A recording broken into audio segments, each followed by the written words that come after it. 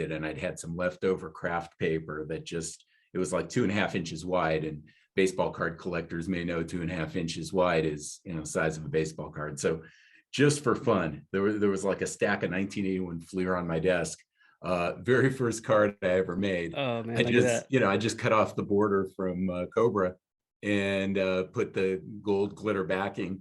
And, for me, it was just kind of a fun thing. I was like, hey, this is pretty cool. I wouldn't have done it if it was my only Cobra. I wouldn't have broken up my set. But I think I had maybe quadruples or something on the card. And some buddies came over and they thought it was cool. And that just inspired me to, maybe make a few more cards kind of in that style. Well, welcome to Keep Baseball Great podcast, where we're all about reminding baseball fans why they love the game. And welcome to season 3. We are kicking off our first episode of season 3, and we are going to start off talking with Jason with HeavyJ Studios. So if you're a baseball fan, if you love baseball cards, if you love giving back, you are going to love this episode. We had some fun conversation about what he's doing, which is really cool. He started in the pandemic just as a hobby, and he's been able to give back in such a really, really cool way. So I won't spoil too much, but we had a great time, and I think you're going to enjoy it. So without further ado, let's kick off season 3, episode 1. Jason with HeavyJ Studios, thanks so much for joining me on the Keep Baseball Great podcast. I appreciate your time to join us. My pleasure, Drew. Thanks for having me. Of course. So the way we met, just through Instagram, I followed you, you followed me, and I've got to admit, there's just tons of cool things on Instagram and cool people that you get to meet, and you are one of them.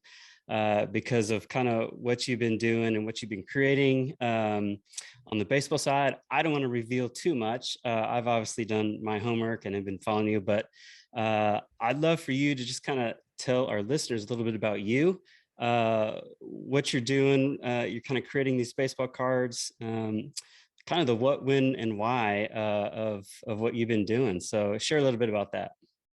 Yeah, fantastic. So I would say, like a lot of new hobbies and adventures, things kind of got their start with the pandemic. That's right. Yeah. A little more free time on my hands. Didn't have that commute to downtown Chicago every day. So kind of just fell into things a little bit by accident. I had a Dodger team set that I'd collected, and I'd had some leftover craft paper that it was like 2.5 inches wide, and baseball card collectors may know 2.5 inches wide is, size of a baseball card. So just for fun, there was like a stack of 1981 Fleer on my desk. Very first card I ever made. Oh man, look at that. I just cut off the border from Cobra and put the gold glitter backing. And, for me, it was just kind of a fun thing. I was like, hey, this is pretty cool. I wouldn't have done it if it was my only Cobra. I wouldn't have broken up my set. But I think I had maybe quadruples or something on the card. And some buddies came over and they thought it was cool. And that just inspired me to, maybe make a few more cards kind of in that style. And then one day I ended up making a Wade Boggs I thought was really cool. And I put it online and I thought, you know what? I'm just going to auction this off and see if I can raise some money. In this case, it was for the Negro Leagues Baseball Museum. And I didn't know if I'd get $1, $5, or, hey, we can dream $100 or $1,000, right? Well, I got like $40, right? That's awesome. But, that right then, and this would probably be overly ambitious or foolhardy, generally to do this kind of thing, but having raised $40 for charity and maybe having the sense the pandemic could stay a while, I was like, okay, I know what I'm doing during the pandemic. I'm going to raise $25,000 for charity with cards like this. And I like to think I'm the Bernie Sanders of card art, not just because I'm the old Jewish guy, but I'm raising all my money in, $27 donations. That's anyways, great.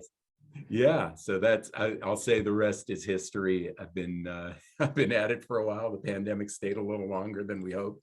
Yeah. But on the bright side, I got to slow down a little, right? I was sprinting before, but now I can kind of take my time and maybe still make the goal. That is so cool. I love that. And just to put in perspective, I mean, you got a lot of recognition for this. I mean, you got Newsweek and Sporting Good. Yeah.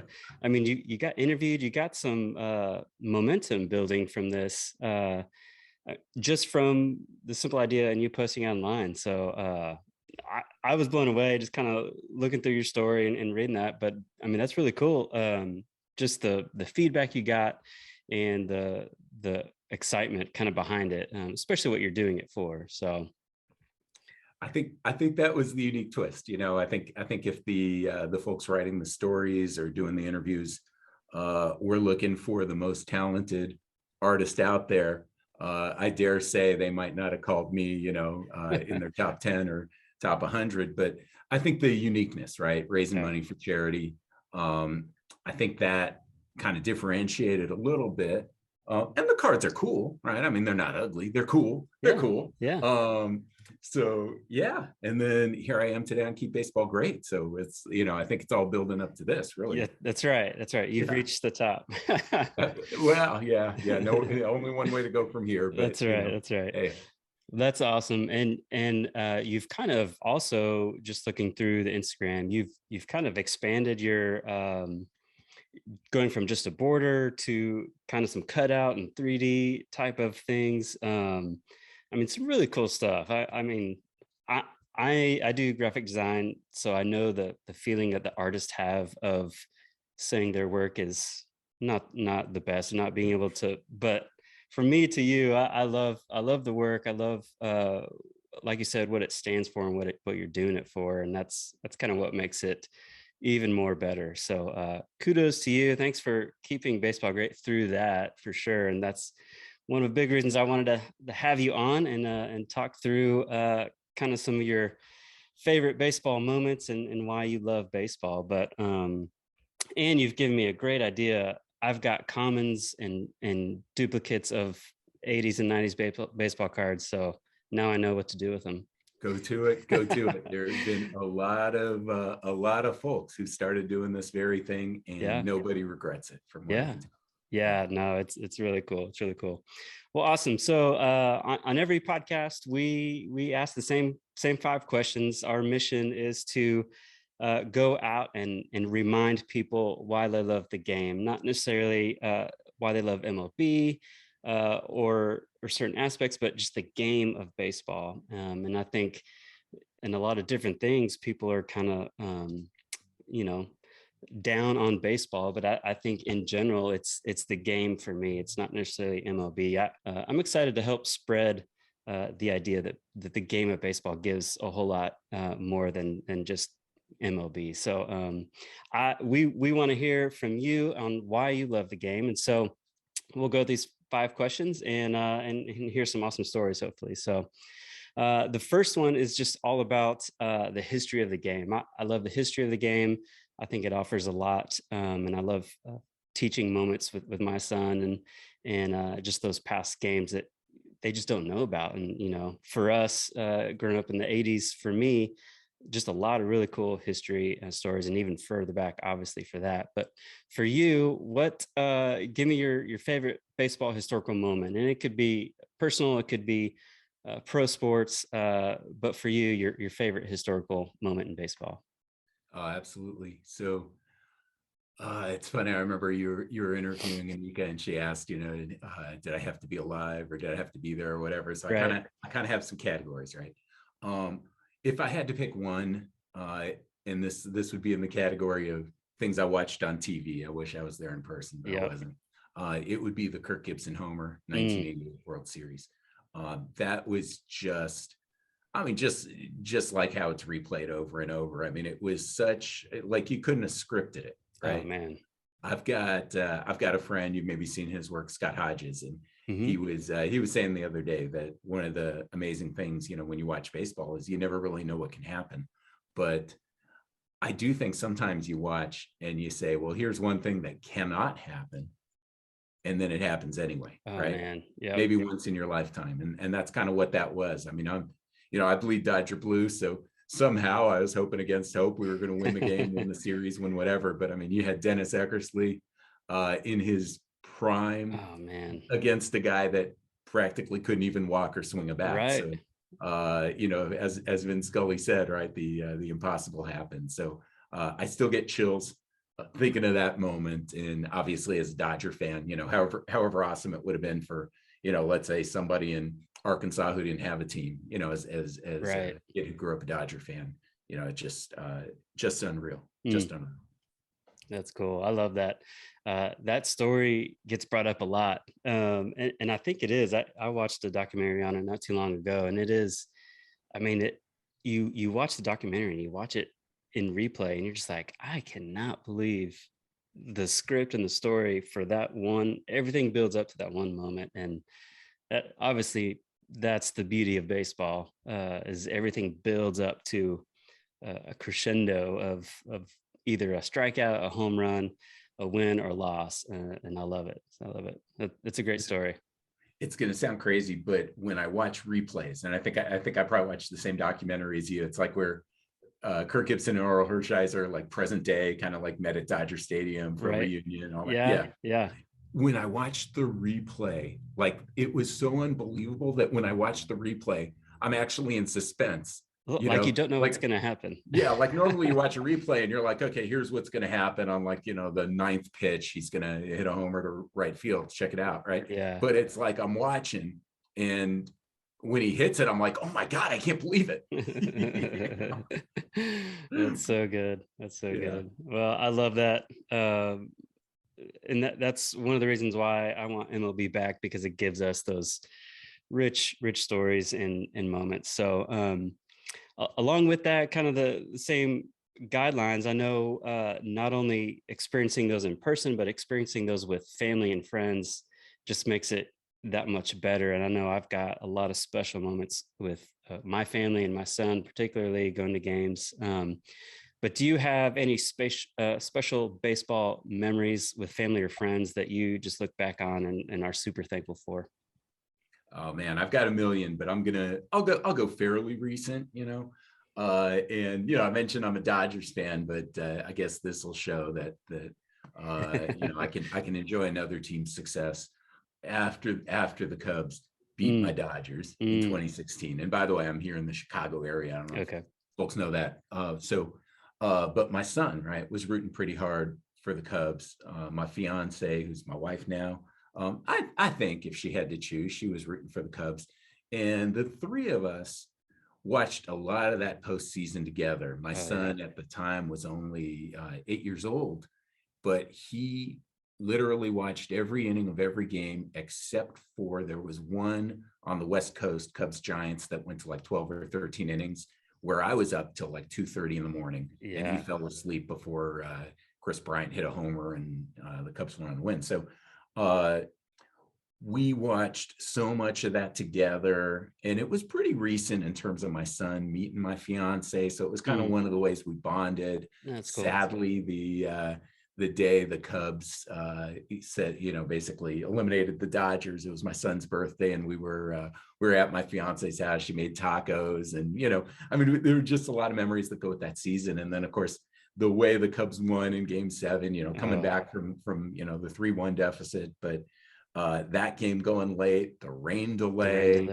and it was kind of a surreal event in that I think it must have been like, well, it was after midnight, I think, here in Chicago, but my son was so tired, I hope I can say this on the air, he was so tired that he literally like threw up from exhaustion. Oh, no. And then it was kind of like, ooh, do you need to go to bed?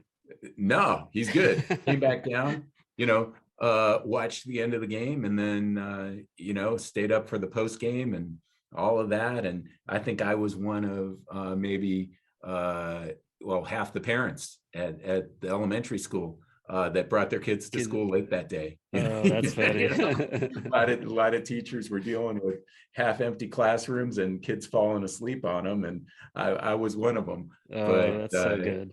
Yeah, but I mean, for my son, I mean, obviously he wasn't a long-suffering Cubs fan. He'd been a fan of the team for just a couple of years. But having me as a dad and just watching TV and all that, he knew the history. You know what I mean? He Yep. knew what an incredible special thing it would be. He'd heard about the curses and, all these different things. And so, it's kind of same as the Kirk Gibson homer. I think in a way for Cubs fans, you almost don't believe it Oh when man. it happens because Yep. it's so unbelievable. So, Yeah. yeah. So other than my Dodgers getting knocked out, that was probably most special memory with family. That's cool. I love that. Yeah, that Cubs series was incredible. I remember watching that. And I'm in DFW, and Mhm. I'm a Rangers fan. Mhm. And but as a baseball fan, yeah, you're just rooting for him to break that curse and to actually be alive and get to experience it after that long of a drought. And so, just a really Yeah. cool thing to do, especially with family, just to be able to sit down and talk about that for years now. No doubt. And I mean, Cleveland had their own drought. So I got to say, I have so That's many true. friends in Cleveland and Oakland. So I know I'm bringing up like some of the worst memories of your life and I'm calling them the best. That's right. But, obviously I know what it's like to be on the other side as well. But yeah, I mean, that was one of the great things about that 2016 series was knowing that one of those two teams was going to end an Yeah. incredibly long drought. And for most of their fans, it would be the first championship of their lifetime. Yeah. Yeah. Yeah. That's true. That's true. That's so cool. Hopefully not the last, right? That's right. Yeah. Hopefully at the last.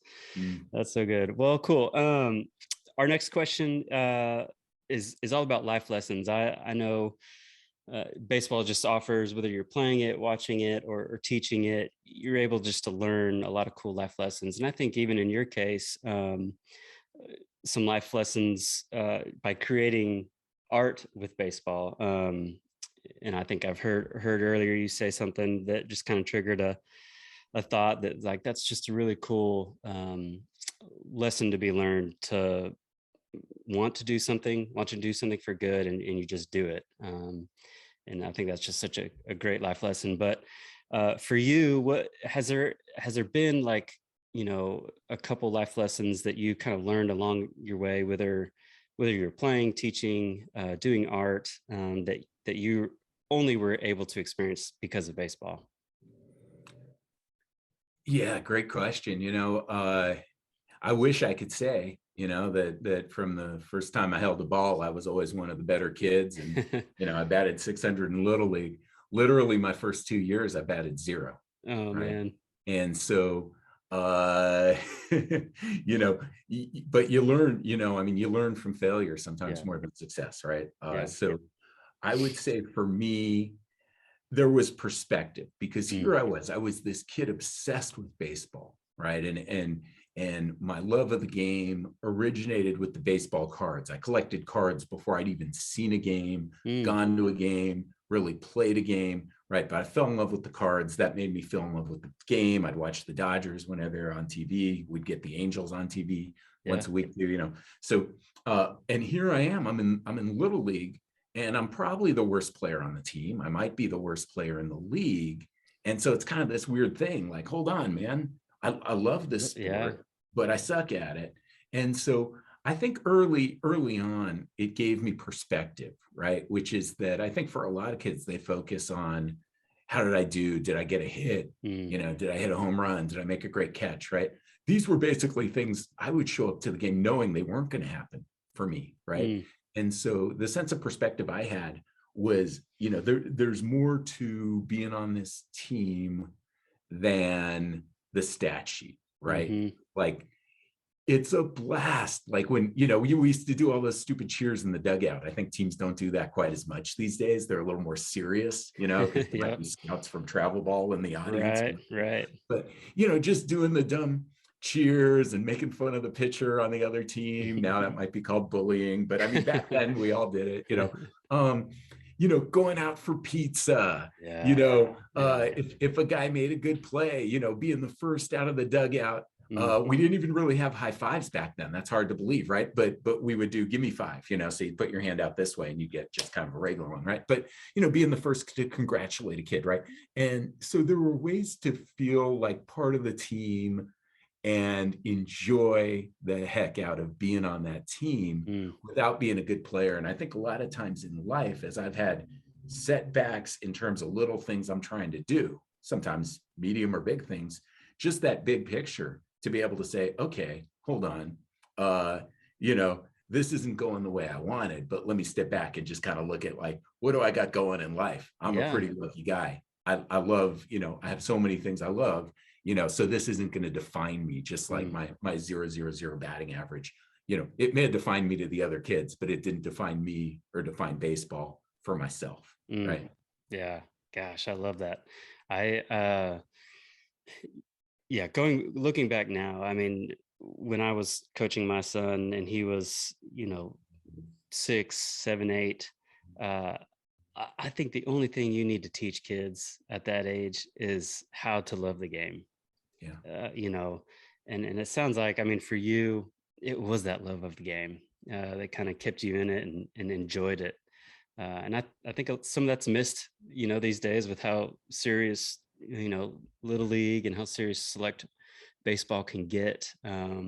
People miss out, and kids miss out on just being able to just love the game and let nothing else matter. And so I love that. That's a great life lesson, great perspective on that too. I love that. Appreciate it. Yeah, I made a shirt that says "Living the Dream," except for the one where I play pro baseball, and Yeah. and it's kind of like, as kids we all want to go out and play pro baseball, and like you, I was a mediocre baseball player, but I look at my life now and love it. Love my life. I love getting to watch my kids play, uh, and just I'm living the dream. I may not be living the one where I go play pro baseball, but I'm in the moment now, like you said, and just and living the dream. So I love that. Great perspective on that. Great life lesson. So thanks for that. Oh, sure thing. Sure thing. Well, cool. So this next one obviously hits really home to you and what you've been doing, but I love the way baseball is able to give back just in different ways. And whether you're a player or just a fan, there's just so many ways that baseball provides ways to give back, and you've obviously have done that in an incredible way. But so maybe, I mean, obviously the answer is probably obvious, but give me just some ways that you able to give back or experienced somebody giving to you kind of through the game of baseball, and or maybe talk a little bit about just the kind of different charities and things that you're supporting through your cards. Yeah, happy to. I mean, as you were saying that, I guess the thing that popped into my head is whatever I give, I feel like I always get more than I give, and not because I'm saying, hey, I'll give you this, give me 2 of yours, you know what I mean? But it Right. just seems to work that way. Mm. So in terms of giving back in baseball, I think a couple of ways. I mean, one of the things I got to do, I think we both had probably similar experience with this when my son was, 7, 8, 9, or maybe it was 8, 9, 10, whatever it was. But for 3 years of Little League, I got to coach. I was an assistant 2 of the years, and then the third year I was the manager. So I got to be the one, with the angry parents asking how come their kid wasn't pitching, and That's right. all that kind of stuff. But but boy, I tell you, I think we're wired a little bit similar because I really felt a special kinship, especially with like the kids that weren't that good on the team. My assistant coach, my last year, my assistant coach was he was great. He was like, he had skills, you know what I mean? He could have passed for like minor league player or something like that. So he tended to work with the top kids. I took the ones that, had never made contact before, or, could barely catch. And, I could relate to their situation. I wanted to first and foremost make sure that they had a great time being on the team. Yeah. And then, see if I could also, work a little bit with them to improve their skills. Yeah. And, I think I pulled it off. Right. And it made me feel just I mean, it's such a great feeling when you see that you help some kid succeed, right? Whether it's your own son or somebody else's kid on the team. There were kids that I feel like I made a difference in their season in terms of how much fun they had, kind of having the right attitude about showing up and being in practice or being in the game, fun first, team second, and everything else tied for third maybe. But uh, so there's definitely that, and oh man, I mean, I'm getting sentimental because I miss it. You know what I mean? Yeah. At some point, my son's like, yeah, I think I'm done with baseball. And there were some coaches in the league that like they didn't have kids on the team anymore, and there they were, you know. But I sort of felt like that's probably my sign to hang it up as well. You know, Yeah. hung up my clipboard, I guess. But yeah, the other thing though too, like we talked about at the beginning, with HeavyJ Studios, just a way to help out a lot of organizations, Mm. and meet fantastic people. Yeah. A lot of the work I do, it's benefited the Josh Gibson Foundation, Shoeless Joe Jackson Museum, and I've become friends, with the directors, Sean Gibson and Dan Wallach, uh, Dave Parker Foundation, raised some money. They're working hard on, why am I blanking? Not on Alzheimer's, Parkinson's. Sorry about Parkinson's. that. Okay. That was a little mental lapse there, but anyways, they're working hard with that, and it's like, when I say I get more than I give, it was funny. I ended up sending a card of Cobra to Dave Parker's biographer, and I thought I was sending it to him. Well, his name's Dave, also Dave Jordan, and somewhere in it was like, oh, that'd be awesome, Dave will love it. And so I thought maybe his publicist was handling the Twitter and telling me Dave Jordan would really like this card. Oh yeah, yeah. Well, like a week later, Dave Jordan posts a photo of Dave Parker holding up my card. And then this was the crazy thing, man. Dave Parker has a clock at his house. And instead of like, 12, 1, 2, 3, 4, all the numbers around the dial, he has baseball cards from his career, Oh, no way. 75 cool. tops, 76 tops, kind of going around the dial. Dave Parker took down one of the cards that had been in that clock. Like somebody had given him that as a gift. He took down one of the cards and put a HeavyJ Studios card of Cobra, at like 10 o'clock on the clock. That's awesome. And, sent me a picture. So, it's just, it's been a lot of fun, but I know, like one of the things Dan Wallach told me from Shoeless Joe Jackson Museum, he said that doing what I was doing during the pandemic really made a difference because the museum wasn't really open. Yeah. And there's a lot of folks lost jobs and things like that, and so sometimes the first cut you make in the budget is gifts to charity, donations, memberships, whatnot. So I mean, I always wish I could have done more, but I'm really proud of what I've done. I told you my initial goal was 25,000, and I'm actually I'm north of 19,000 now, believe it or not, which for cards that are $35 a pop, that's a lot of cards, man. It's like, yeah, that's awesome. Cards.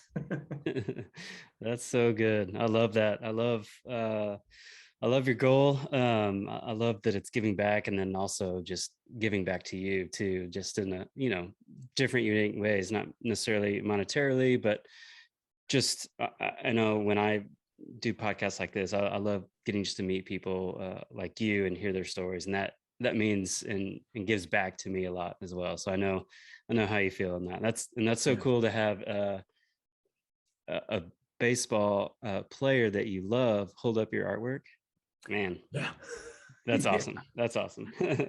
Yeah, that was a crazy experience. That's so cool.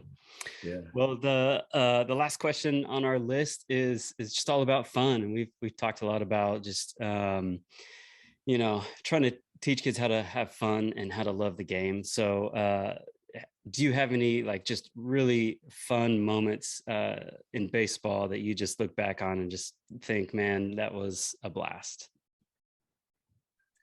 Oh shoot, man. I'll just it's kind of funny because I feel like all of my baseball stories are kind of the same. It's like, oh, I'm so excited to be in the Little League. How'd you do? I batted 0, Yeah. But this one I have that cracks me up. You know what I mean? If it counts as fun, that it cracks me up every time. Heck yeah.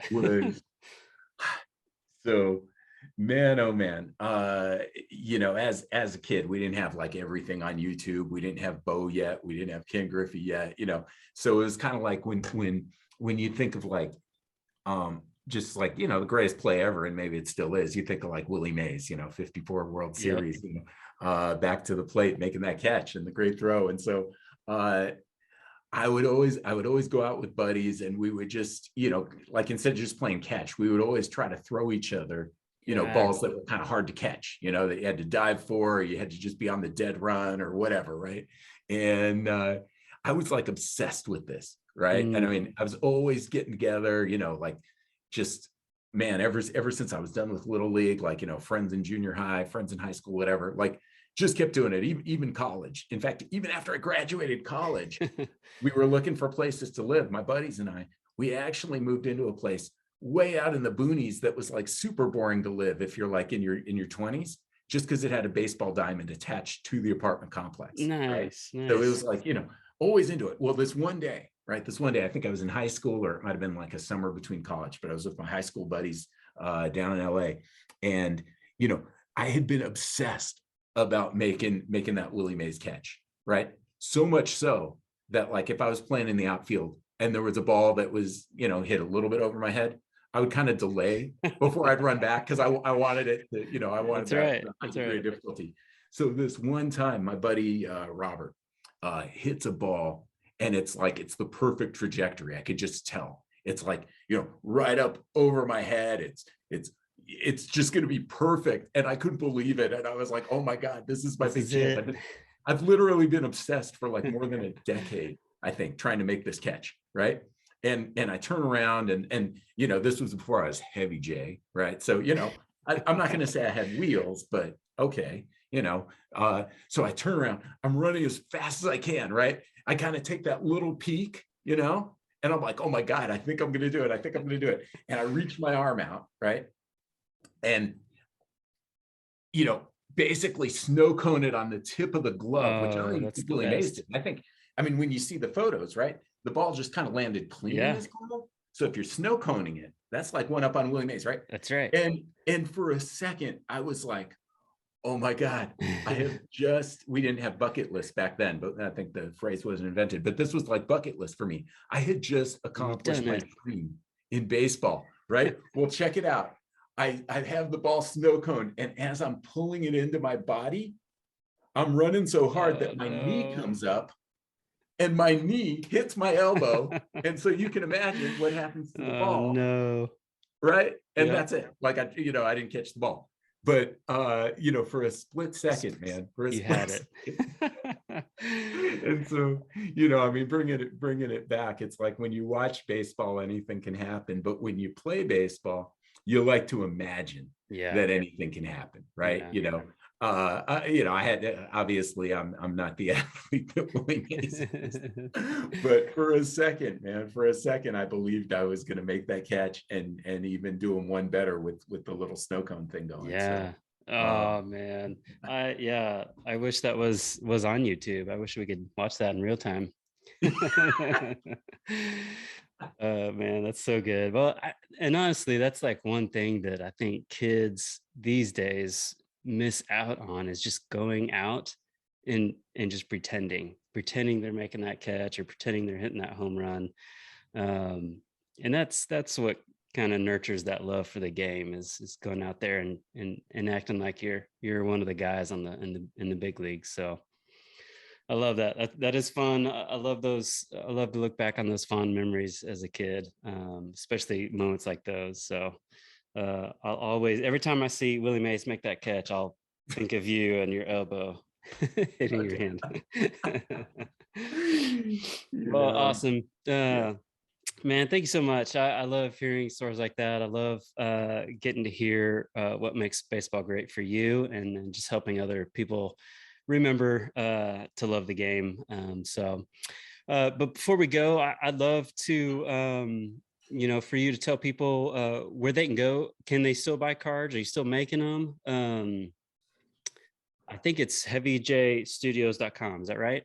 You got it. You got it. I am still doing it. I would say these days it's been more about the commissions. I used to just crank out cards and post them right and left. And, I mean, I'll be honest, I said I kind of kicked this off during the pandemic when I had a lot of free time, but sort of the way the world, got a little more back to normal, and I've got to Yep. go into the office every now and then, Yep. the time shrunk. So instead of just putting out a card every day, it's more like somebody writes to me. So yeah, HeavyJStudios.com. There's like a contact me on the website.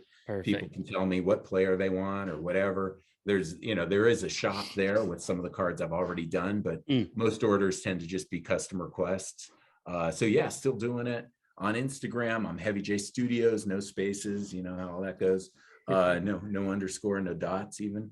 But I'm probably, I would say 10 times more active on Twitter, and over there it's HeavyJ28. So, any and all ways to get in touch with me. I'd love to make cards for people, love to keep Perfect. raising some money.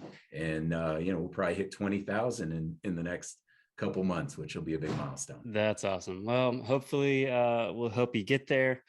And I'm excited to kind of watch that journey unfold and see you hit your mark. But I love what you're doing, man. I appreciate you again spending the time just to talk a little baseball with me tonight. So I appreciate it. Hey, Drew, I appreciate you. I appreciate what you do, and I appreciate you having me. So take care and keep baseball great. Thank you, sir. Well, thanks for tuning in. It's such a fun conversation talking with Jason with HeavyJ Studios. I get super pumped just talking with everybody that I get to talk to on the podcast, and it's something new every time. So thank you for joining me on this journey. I'm excited that you're tuning in. I've got some really fun guests lined up for the rest of the season, so I hope you stay tuned. If you want, head over to keepbaseballgreat.com, scroll to the bottom and sign up for our email, and we'll shoot you an email and let you know when podcasts go live. We'll let you know when we drop new t-shirts or apparel, and we'll throw in a little coupon for you too if you want to buy a shirt over at keepbaseballgreat.com. All right, guys, I appreciate it, and we'll see you next time.